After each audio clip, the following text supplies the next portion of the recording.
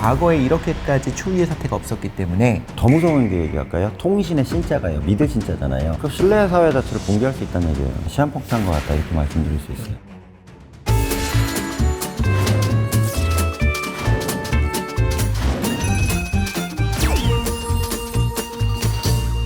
우리에게 꼭 필요한 국회 이야기를 상쾌하고 통쾌하게 풀어드립니다. 국회 상쾌 통쾌. 안녕하세요. 저는 이덕실입니다.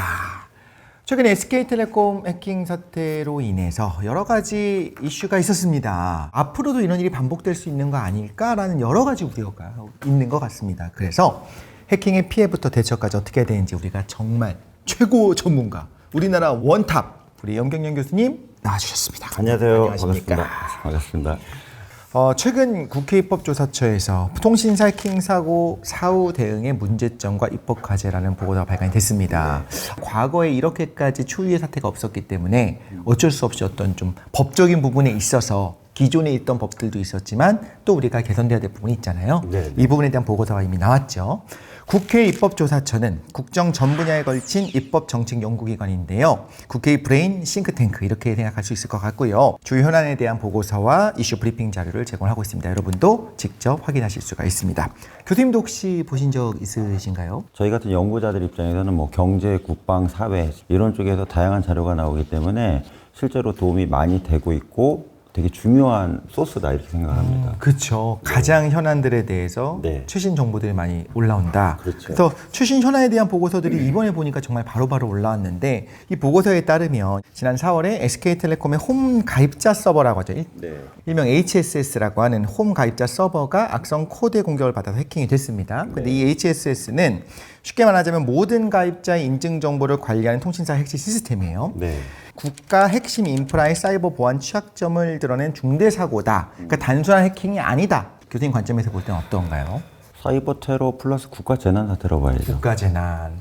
무선 통신 사용자 중에 절반이 넘어가는 사용자가 여기 들어가 있잖아요. 근데 이런 상황에서 거의 그 헤드 내지는 브레인이라고 할 수 있는 유심 정보가 대량으로 유출됐다는 얘기죠. 네. 정부 입장에서도 이건 좀 심각한 문제니 사후에 이런 문제가 발생하지 않도록 연구해야 되는 한쪽의 일종의 시금석 같은 사건으로 봐야 되거든요. 네. 과거 이제 제 얘기를 잠깐 하면 제가 이제 해외 출장을 많이 가다 보니까 숙박업플러하면 이제 할인이 되거든요. 아, 네. 근데 이제 한참 전에 저한테 이제 문자가 나온 거예요. 영관영 씨 좋은 시간을 보내신 것 같은데 지금 이 계좌로 300만 원을 이체하지 않으시면 선생님이 했던 그 일탈에 대해서 배우자에게 알겠다 이런 현법 문자를 받은 적이 있어요. 근데 전 좋은 시간 안 보냈거든요. 그때 출장 가가지고 괴로운 시간을 보냈죠. 예, 삼각김밥 먹고 일하기 출장을 싫은데. 갔는데 그게 당시에 그러니까 숙박 어플이 해킹이 돼서 수천 명한테 그런 협박 문자가 간 적이 있었거든요. 그러니까 제가 말씀드린 요지는 뭐냐면 통신의 비밀성하고요, 개인의 프라이버시를 지켜주는 것들이 통신의 21세기 화두예요. 근데 이번에 SK텔레콤 사태는 너무 이거를 좀 우습게 생각하거나 방만하게 생각해서 이런 피해를 일으키지 않았냐. 이 사후의 폭풍에 대해서 어떻게 예측할지 몰라요. 네. 뭐가 벌어질지는. 근데 대부분의 이거 관련된 IT 전문가들 무서워하고 있다는 얘기죠. 무슨 일이 터질지 모른다. 이런 불안에 우리가 살면 안 되잖아요. 그렇죠. 그래서 그 부분에 있어서 정책적인 과제나 대안을 만들어야 되는 어떤 소스를 제공하는 사건이라고 본다는 얘기입니다. 네. 최악의 상황 어떤 것들이 가능하기 때문에 그럴까요? 우리 일반적인 소시민 입장도 있을 것이고 네. 좀 더 예민한 민감한 부분들도 있을 것 같아요. 그 HSS를 기반으로 해서 이게 공격을 다시 할 수가 있거든요. 이 정보를 다 빼냈기 때문에. 네. 그래서 메인 서버를 대상으로 그 가입자 정보 관련해서 공격을 하거나 그 과부하를 걸어버리게 되면 아예 마비시키는. 통신 마비가 올 수가 있어요. 네. 그래서 왜 그럼 2,500만 명 거를 가지고 있기 때문에 이게 이제 첫 번째 문제고요. 두 번째는 개인정보 유출의 문제가 분명히 발생하잖아요. 근데 지금도 연구소 같은 데 연구를 하다 보면 중국으로 넘어가 있는 자료들이 어마어마하게 많아요. 네. 진짜 엄청 돌아다니더라고요. 제 것도 그럴 겁니다. 저 것도 돌아다니는 것 같아요. 개인정보 중에 주민번호, 심지어 여권번호까지도 돌아다니는 것도 확인한 적이 있었거든요. 그러니까 제가 가입한 사이트에서 그냥 빠져나간다면 내가 가입을 잘못하고 그 개인정보 사용 동의를 잘못했다 그럴 수 있는데 출근을 하시는데 핸드폰 놓고 가면 어떡해요? 지각을 하더라도 돌아갑니다. 제가 그래요. 그러니까는 반드시 필수의 장기와 같이 돼 있는 게 휴대폰인데 여기 이제 유출이 다 돼버렸다면 이걸로 어떠한 방법이 악용을 할 수가 있잖아요. 이게 두 번째 문제라는 얘기입니다. 세 번째는 뭐냐면 디지털 신원 있잖아요. 쉽게 얘기하면 유심에 있는 정보 중에 내가 누군지를 인증하는 절차나 신원 확인 절차가 있거든요. 네. 이걸 가지고 이제 복제폰을 만들면 이거 가지고 다른 사람인 척할 수도 있고요. 보이스피싱 같은 경우도 실제 그 전화번호로 오는 이런 경우도 있을 수 있잖아요. 아, 진짜 그 전화번호로. 그러니까 제 번호로 저희 부모님한테 연락이 가는 거죠. 그렇죠. 그리고 신원 도용이나 미러링 있잖아요. 누구의 통신 내역을 옆에서 복제폰으로 볼 수가 있는 그대로 다 뜨게. 뜰 수가 있기 때문에 이게 현재 회사 입장에서는 별일 없다고 하지만 이런 것도 충분히 가능하다고 지금 인터뷰에서 많이 나오고 있잖아요. 이게 지금 어떻게 될지 모르기 때문에 시한폭탄 것 같다 이렇게 말씀드릴 수 있어요. 어떤 피해가 구체적으로 나온 건 없다. 그렇지만 어떤 피해가 있을지 오히려 모르기 때문에 더 위험성이 있는 거고 국민들이 지금 불안에 떨고 있다라고 생각할 수 있을 것 같아요. 더 무서운 게 얘기할까요? 통신의 신자가요. 믿을 신자잖아요. 아, 원래는? 네. 근데 이런 상황에 대해서 더미폰이 나오거나 카피가 돼갖고 막 돌아다니게 되면 상대방이 보낸 문자 메시지도 안 믿고요. 누가 전화 와도 이거 진짜일까? 이렇게 의심하게 되잖아요. 그렇죠. 네. 그럼 신뢰 사회 자체를 붕괴할 수 있다는 얘기예요. 무섭습니다. 어떻게 보면 우리가 가장 신뢰하는 통신사의 가장 중요한 HSS 서버가 털렸다라고 하니까 그러니까 상상하지 못한 일이었던 거죠. 이런 일은 일어나면 안 되는 거였던 거 처음부터. 거기다가 저는 화가 나는 게 뭐냐면 고객 대응에 대한 이것들이 그 사후에 너무나 이게 부실했기 때문에 오늘 이 방송도 그 부분에서 얘기하는 게 키포인트 아니에요. 이게 좀 문제라고 생각한다는 얘기. 가장 어떻게 보면 국민들이 분노하는 포인트, 분노하는 지점은 이런 일들은 있어서는 안 되지만 일어났어요. 그렇다면 이제부터 어떻게 할 것인가를 우리가 좀 보고 싶은 거예요. 그런데 그 대응 부분에 있어서도 일단 첫 번째는 말씀해 주신 것처럼 교수님 말씀해 주신 것처럼 이용자들에게 고지를 제대로 안 한 거죠. 이제 홈페이지에 고지하는 방식으로 표현을 했는데 그것 자체도 그러니까 너무 위험하게 큰일 났습니다 하게 되면 또 패닉이 올까 봐의 생각도 있었을 것 같아요. 그래서 근데 이것이 법적으로 원래 개인정보보호법을 보면 뭔가 개인정보가 유출되면 그거에 대한 통지를 하게 돼 있지 않습니까? 네, 유출 통지 의무라고 있죠. 개인정보 유출을 인지한 경우에 72시간 이내에 반드시 그 유출 피해를 입은 자한테 공지하도록 되어 있거든요. 여기에는 이제 유출된 항목하고 시점 경위, 그다음 피해 최소화 방법, 그리고 대응 조치와 피해 구제 절차, 담당 부서 및 연락처 이걸 지체 없이 서면, 이메일, 전화, 문자 등을 하라고 되어 있는데 유심 유출에 대한 거는 법적으로 없어요. 없으니까 항목이 안 되잖아. 안 되니까 이제 이건 72시간 뭐 의무 조항은 없네. 이러고 이제 넘어가 버렸다. 이렇게 보여지는 거란 얘기예요. 개인정보 광의로 해석하지 않고 네. 너무 협소하게 그렇죠. 이 조항 중에 하나에 걸리는 게 없으니 하지 않았다라는 거죠. 하지만 의중은 보통은 다 알게 되죠. 네. 그렇죠? 그 부분에 대해서 좀 많이 아쉽기도 하고 그럼 현실적으로 좀 하나 여쭤볼게요. 이런 일이 일어났는데 막 피해 사례가 들어오기 시작했습니다. 근데 도저히 어떤 한 기업이 막을 수 없는 수준으로 천문학적인 어떤 피해가 커질 수도 있잖아요. 이걸 다 보상을 하기는 또 불가능에 가까울 수도 있는 거고요.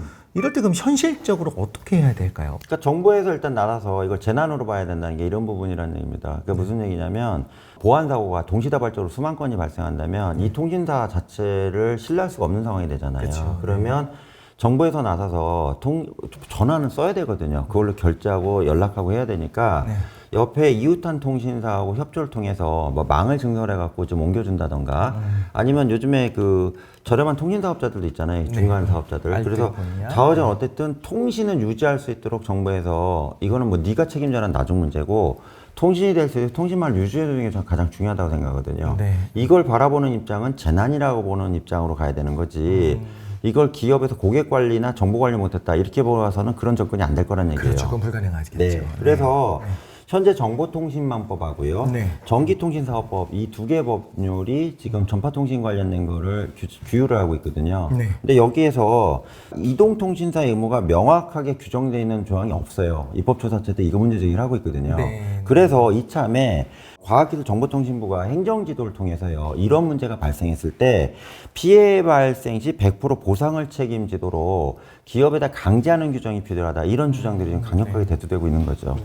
이번에는 뭐 소급 적용된다면 어렵다 하더라도 이런 조항이 들어가 있다고 한다면 이번 사안이 일어나지 않았을 수도 있죠. 훨씬 더 보안에 대해서 신경을 썼을 것이고 좀 더 조심했을 것이고 만약에 유출이 됐다 한다면 유출되자마자 바로 또 고지를 했을 테니까 물론 이런 아쉬움이 좀 있긴 하네요. 이런 상황이 또 발생할 수도 있어요. 하지 않으면 좋겠지만 정말 모든 보안에 대한 총력을 기울이더라도 정말 생각하지 못한 보안 허점을 이용해서 또 일어날 수도 있는 거잖아요. 네. 교수님이 보실 때 우리나라도 구체적으로 좀 법률로 어떤 보상 기준이라든가 이런 걸 마련한다고 할 때 어떤 부분이 있어야 된다고 보십니까? 그러니까 이번에 입법조사처에서 나온 이 주제인 그 보고서의 내용이 잘 나와 있어요. 네. 그래서 첫 번째는 정보통신망법 있잖아요. 여기서 침해 사고 대응 부분에 대해서 피해자 보호 조치를 강제하는 조항을 추가해야 된다. 강제해야 된다. 예, 이거 말씀하셨고요. 그다음 전기통신사업법상의 이용자 보호나 사용자 의무의 피해 배상 및 구제 조치를 구체적으로 명시할 필요가 있다. 이걸 제안을 하고 있거든요. 네. 또 하나는 제가 개인정보법 얘기 계속 말씀드렸잖아요. 그래서 피해 발생 시에 통지 의무하고 기준이요. 있던 경우에 바로 당신 정보가 유출됐으니 알고 있어라. 네. 이걸 좀 넣어줬으면 좋겠다는 거고요. 네. 그 민감 정보라고 있죠. 민감 정보라는 것은 쉽게 얘기하면 내한테 요출해서 이렇게 치명적인 경우를 이제 민감 정보라는데 네. 이거에 대해서 좀 더 이제 강력하게 그 개별 통제하는 조항이 들어가야 된다. 이게 지금 나와 있다는 얘기입니다. 네. 저는 이 부분에 다 전부 다 공감하고요. 이번 사태로 국회에서도 이 논의를 좀 활발하게 해서 이러한 조치들이 법 개정에 지금 들어갔으면 하는 게 제 생각입니다. 네, 저도 공감을 하는 것이 네. 한 10년 전, 15년 전에 우리가 스마트폰을 사용하던 네. 때 그때와 지금은 또 많이 달라졌거든요. 이 안에 네. 있는 나의 개인 정보들의 양도 달라졌고요. 네, 네. 이걸 통해서 알아낼 수 있는 뭐 나의 동선이랄지 많은 내용들이 더 많이 들어갔기 때문에 이것은 이제 우리 삶에 있어서 가장 중요하고 어떻게 보면 뗄 수 없는 어떤 기간 산업이 된 거잖아요. 네. 그런 마음으로 지금까지 접근하지 않았기 때문인 게 아닐까라는 좀 아쉬움이 있습니다. 오늘 SK텔레콤 해킹 피해 사례를 통해서 통신사 해킹 사후 대응의 문제점 그리고 입법 과제에 대해서 알아보고 있는데요. 마지막으로 개인이 통신사 해킹으로부터 자신을 보호하기 위해서 할 수 있는 일, 이게 제일 중요할 것 같아요. 첫 번째로는 지금 각 통신사에서 계속 이메일을 보내고 있는데 유심 보호 서비스 가입하시는 게 좋아요. 일단 유심 자체를 보호해야 되기 때문에 이게 필요하고요.